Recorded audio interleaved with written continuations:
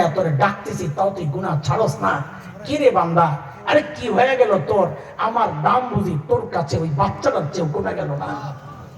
আমার তোর কাছে তোর মা বাবার চেয়েও কমে গেল না? আমার দাম বুঝি তোর কাছে আমার মাখলুকের চেয়ে কমে গেল না? আমার মাখলুক তাকায়া থাকলে তুই গুনাহ করস না, আর আমি তাকায়া তাকায়া ডাকতেছি, তাও তুই গুনাহ ছাড়স না। মা গাররাকা বিরাব্বিকাল কারীম। আরে কার কাছ থেকে কি পায়া তুই আমারই ভুলে গেলি? বল বান্দা।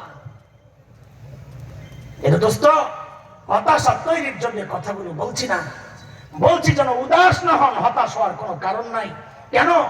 আমাদের শেষ ভরসার একটা জায়গা আছে, সেটা হচ্ছে আমার রব নিজের নাম রেখেছেন গফফার। কি নাম রাখছেন? এখন চিনলে, এখন কি নাম রাখছেন? গফফার চিনেন? আরে চিনেন গফফার? তো চিৎকার করে বলেন আল্লাহু আকবার। না না, আরো জোরে চিৎকার, আরো জোরে বলেন আল্লাহু আকবার।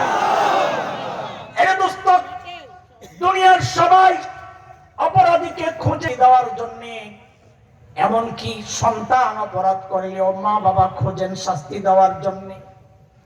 গফফার ওই মালিকের নাম যিনি অপরাধীরে খুঁজেন মাফ করার জন্য। প্রতি রাতে, শেষ রাতে মালিক দুনিয়ার আকাশে নেমে নেমে এসে ডাকতে থাকেন, আলা মিন মুস্তাগফিরিন ফাগফির লাহু। ও আমার কোন বান্দা, কে গুনাহ করছো, আসো না আসো না আমার কাছে মাফ চাও, আমি তোমারে মাফ করে দিব। আমাদের মতো হতাশ বান্দা যদি জানতে চায়, ওগো আমার মালিক আপনি মাফ করবেন কত, তো গফফারের পক্ষ থেকে জবাব চলে আসে, রে বান্দা তুই গুনাহ করছস যত।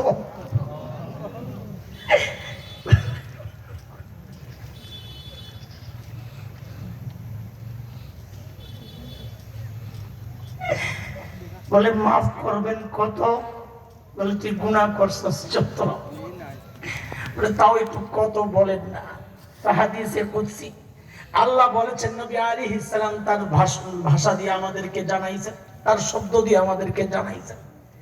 আল্লাহ বলেন, আমার বান্দার গুনার পরিমাণ যদি সারা দুনিয়া ভরে যায়, ভরতে ভরতে যায় যদি ওই আসমানের সাথে যায় লাগে।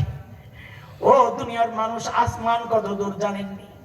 বিজ্ঞানীরা নক্ষত্র আবিষ্কার করেছে লক্ষ লক্ষ কোটি মাইল দূরে।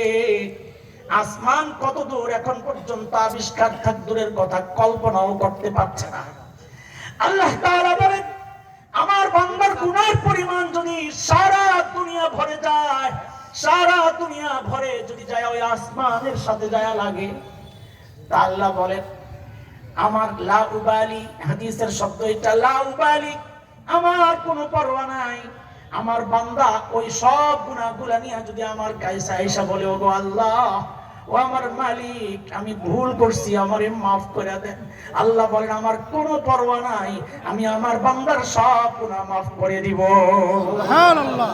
আরো চিৎকার করে বলেন না আল্লাহু আকবার। আল্লাহু আকবার। এমন মালিক থাকতে কেউ গুনাহ নিয়ে যদি ঘুমাইতে যায়, তার মতো পোড়া কপাল দুনিয়ায় কেউ নাই।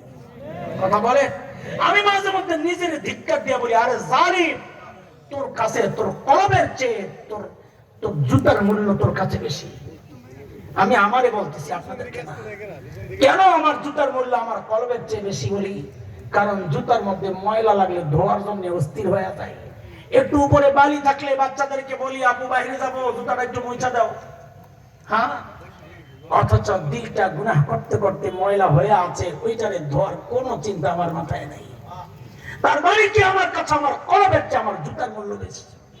মুসলমান, মুখে একটু ময়লা লাগলে ধোয়ার জন্য অস্থির হয়ে যায়, অথচ কলবটা যুগ যুগ ধরে ময়লা হচ্ছে, এটাকে পরিষ্কার করার কোনো মাথা ব্যথা আমাদের কারো নাই। অথচ জুতা ধোয়ার চেয়ে আমার কলব ধোয়া ছিল আরো ইজি, সহজ। আমার চেহারা ধোয়ার চেয়ে আমার কলব ধোয়া ছিল আরো সহজ। আমার কাপড় ধোয়ার চেয়ে আমার দিলটা ধোয়া ছিল আরো সহজ। কারণ ওইটা ধুইতে পানি ভিজাইতে হয়, সাবান লাগাইতে হয়, ডলতে হয়, ঘষতে হয়, এগুলারে উপর থেকে আচার মারতে হয়, শুকাইতে হয়, আয়রন করতে হয়, আবার আগের মতো করতে হইলে কত মেহনত কসরত করতে হয়। অথচ দিলটা ধোয়ার জন্য এত কিছু লাগে না।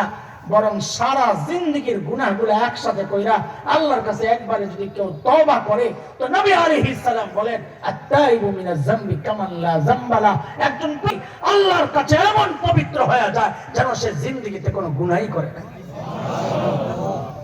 এমন সুযোগ যারা গ্রহণ করে না, বলেন আপনারা তাদের মতো পোড়া কপাল আর কে আছে?